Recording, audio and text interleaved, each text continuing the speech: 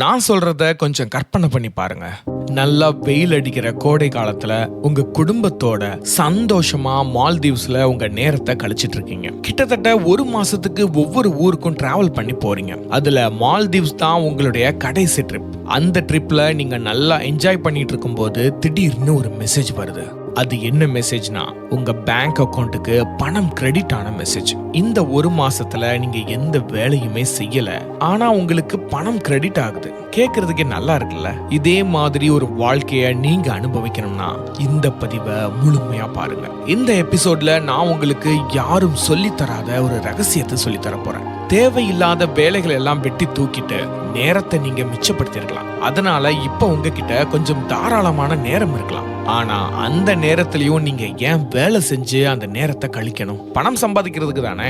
இங்க தான் த 4 Hour Work Week புத்தகத்தினுடைய ஆத்தர் டிமோத்தி ஒரு தரமான வித்தைய சொல்லி தராரு. அதுதான் ஆட்டோமேஷன். கஷ்டப்பட்டு உழைக்கிறவங்க அவங்களுடைய நேரத்தை வித்து பணம் சம்பாதிக்கிறாங்க. ஆனா ஒரு நிஜமான வெற்றியாளர்கள் அவங்களுடைய நேரத்தை விக்கிறதே இல்ல. அவங்க ஒரு சிஸ்டத்தை உருவாக்குறாங்க. அந்த சிஸ்டம் அவங்களுக்காக 24 மணி நேரமும் வருஷம் முழுக்க உழைக்கும். நீங்க தூங்கினாலும், ஊர் சுத்தினாலும், சாப்பிட்டாலும் அந்த சிஸ்டம் உங்களுக்கு பணத்தை அள்ளி கொடுத்துக்கிட்டே இருக்கும். அது எப்படின்னு உங்களுக்கு ரொம்ப ஆச்சரியமா இருக்குதுல்ல?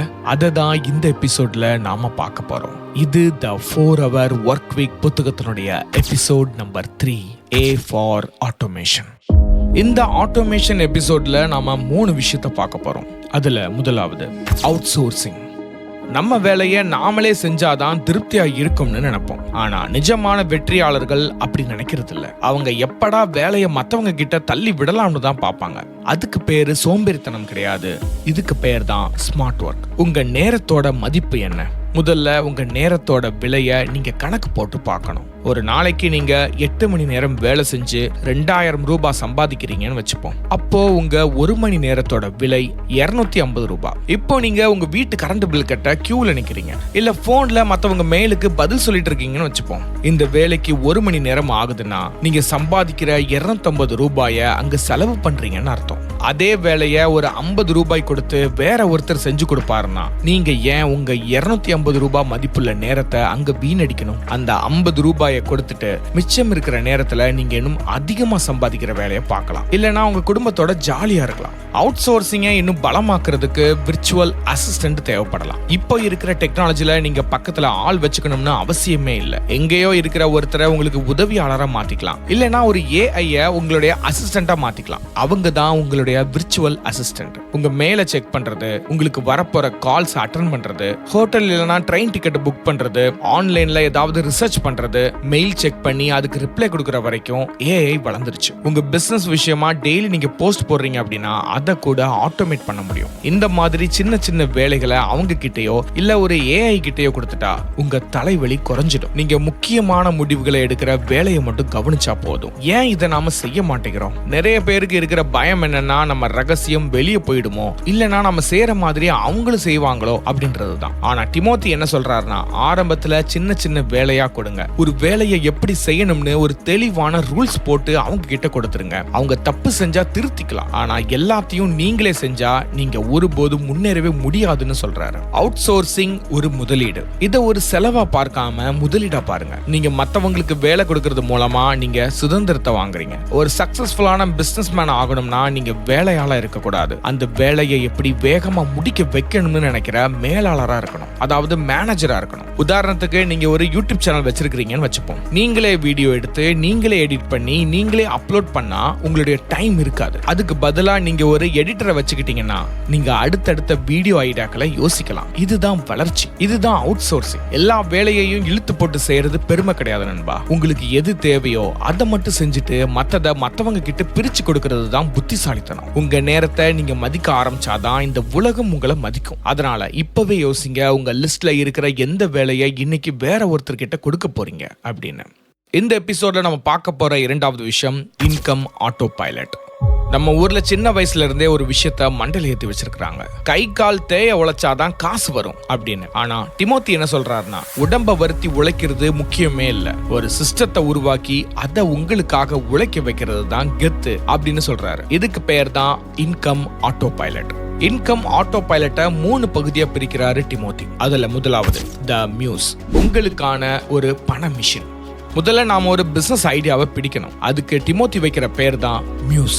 இது மத்த பிசினஸ் மாதிரி இருக்கக்கூடாது. ஒரு கடையை திறந்து வச்சுக்கிட்டு காலையில இருந்து நைட் வரைக்கும் கல்லால உட்கார்ந்துட்டு இருக்கணும்னா அது ஆட்டோமேஷனே கிடையாது. உங்க மியூஸ் எப்படி இருக்கணும்னா அது உங்களுடைய நேரத்தை அதிகமா கேட்கவே கூடாது. வாரத்துக்கு 4 மணி நேரத்துக்கும் கம்மியா இருக்கணும். நீங்க இல்லாமலே அந்த தொழில் நடக்கணும். உதாரணத்துக்கு ஒரு ஆன்லைன் கோர்ஸ், இல்ல ஒரு இ புக், இல்ல ஒரு சாஃப்ட்வேர், இல்லனா ஒரு ஹெல்த் சப்ளிமெண்ட் விற்கிறதா கூட இருக்கலாம். சிம்பிளா சொல்லணும்னா ஒரு முறை நீங்க கஷ்டப்பட்டு அந்த பொருளை ரெடி பண்ணி ஒரு சிஸ்டத்துல ஏத்திட்டா அதுக்கப்புறம் அது தானா ஓடிக்கிட்டே இருக்கணும். நீங்க பீச்ல ஜாலியா சுத்திக்கிட்டு இருந்தாலும் உங்க போன்ல ஆர்டர் ரிசீவ்டுன்னு மெசேஜ் வந்து பேங்க் அக்கவுண்ட்ல பணம் வரணும். இதுதான் அந்த மேஜிக். இன்கம் ஆட்டோ பைலட்ல 2வது விஷயம் டெஸ்டிங்.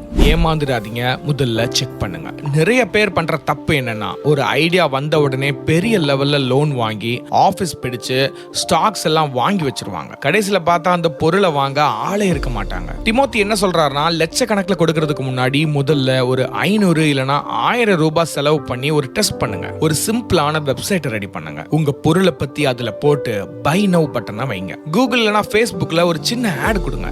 மக்கள் அந்த பட்டனை கிளிக் பண்றாங்களான்னு பாருங்க. எத்தனை பேர் கிளிக் பண்றாங்கன்னு பாருங்க. உண்மையாவே மக்கள் ஆர்வம் காட்டுனா மட்டும் அந்த பிசினஸை பெருசா பண்ணுங்க. மக்கள் வரலையா அந்த ஐடியாவை அங்கேயே விட்டுட்டு அடுத்த ஐடியாவுக்கு போங்க. இதனால உங்க நேரமும் மிச்சமாகும், லட்சக்கணக்கில் நஷ்டமாகிற பணமும் மிச்சமாகும். ஒரு புத்திசாலித்தனமான சிஸ்டம் எப்படி இருக்கணும் தெரியுமா? ஒரு மியூஸ் செட் பண்ணிட்டா அதுக்கப்புறம் அதனுடைய நிர்வாகத்தை, அதாவது மேனேஜ்மெண்ட்டை ஆட்டோமேட் பண்ணணும். புத்திசாலித்தனமான சிஸ்டத்துக்கு முதல்ல தேவைப்படுறது ஆர்டர் எடுக்கிறது.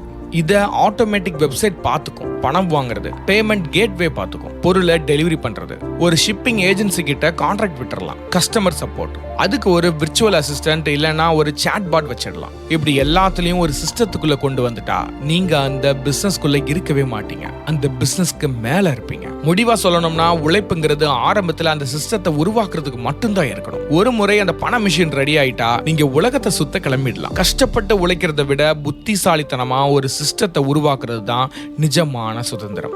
இந்த எபிசோட்ல நம்ம பார்க்க போற 3வது விஷயம் மேனேஜ்மெண்ட் பை ஆப்சன்ஸ். நம்ம ஊர்ல பிசினஸ் பண்றவங்க பல பேரை பாத்தீங்கன்னா அவங்க தான் அந்த கடையிலயோ இல்ல ஆபீஸ்லயோ முதல்ல வந்து ஷட்டரை திறப்பாங்க. கடைசியா பூட்டிட்டு போறதும் அவங்களா தான் இருப்பாங்க. அவங்க இல்லாம அந்த இடத்துல ஒரு அணுவும் அசையாது. இத டிமோத்தி என்ன சொல்றாருன்னா, இப்படி நீங்க ஓயாம ஓடிக்கிட்டு இருந்தா நீங்க அந்த பிசினஸ்க்கு ஓனர் கிடையாது, அந்த பிசினஸ்க்கு நீங்க ஒரு அடிமைன்னு சொல்றாரு. இதுக்கு தீர்வா அவர் சொல்றது தான் மேனேஜ்மெண்ட் பை ஆப்சன்ஸ். இதுல நம்ம பார்க்க போற முதல் விஷயம் பிசினஸ் வெர்சஸ் ஜாப். முதல் ஒரு விஷயத்தை தெளிவா புரிஞ்சுக்கணும். நீங்க ஒரு பிசினஸ் ஆரம்பிச்சுட்டு அதுக்காக தினமும் காலையில 9 மணிக்கு போய் ராத்திரி 9 மணி வரைக்கும் அங்கேயே உட்கார்ந்து வேலை பார்த்தா அதுக்கு பேரு பிசினஸே கிடையாது நண்பா. அது நீங்களே உங்களுக்கு உருவாக்கிக்கிட்ட ஒரு வேலை. உண்மையான பிசினஸ்ங்கிறது நீங்க அங்க இல்லனாலும் லாபத்தை அள்ளி கொடுக்கணும். நீங்க ஊர் சுத்த போனாலும் ஃபேமிலியோட டைம் ஸ்பெண்ட் பண்ணாலும் அந்த சிஸ்டம் ஓடிக்கிட்டே இருக்கணும். அதுதான் சக்சஸ். 2வதா ஆட்களை போடுங்க, அதிகாரத்தை கொடுங்க. எல்லா வேலையையும் நீங்களே இழுத்து போட்டு செஞ்சா நீங்க எப்பவும் பிஸியாவே இருப்பீங்க. இத மாத்த என்ன பண்ணணும்னா முதல்ல கஸ்டமர் கேர் ரெடி பண்ணுங்க. கஸ்டமர் கேட்கிற கேள்விக்கு பதில் சொல்ல ஒருத்தரை நியமிங்க. அவங்களுக்கு தெளிவான இன்ஸ்ட்ரக்ஷன் கொடுத்துருங்க, எந்த பிரச்சனைக்கு என்ன பதில் சொல்லணும் அப்படின்னு. 2வது டெலிவரி மற்றும் மேலாண்மை. பொருளை பேக் பண்றது, கொரியருக்கு அனுப்புறதுன்னு அதுக்கு தனித்தனியான ஆட்களையோ இல்லனா ஏதாவது ஏஜென்சி எப்படிங்க. 3 முடிவெடுக்கும் அதிகாரம். இதுதான் ரொம்ப முக்கியம். சின்ன சின்ன விஷயத்துக்கெல்லாம் அவங்க உங்ககிட்ட போன் பண்ணி கேட்கவே கூடாது. 1000 ரூபாய்க்கு உள்ள பிரச்சனைனா நீங்களே முடிவெடுத்துக்கோங்க. அதுக்கு மேல இருந்தா மட்டும் எனக்கு கால் பண்ணுங்க அப்படின்னு அவங்களுக்கு ஒரு அதிகாரத்தை கொடுத்துருங்க. இப்படி பண்ணாதான் அவங்க பொறுப்பா வேலை பார்ப்பாங்க, உங்க போனும் அமைதியா இருக்கும். இந்த மேனேஜ்மெண்ட் பை ஆப்சன்ஸ் விஷயத்துல நம்ம பார்க்க போற 3வது விஷயம் வாரம் 1 மணி நேரம் மட்டும் செக் பண்ணுங்க.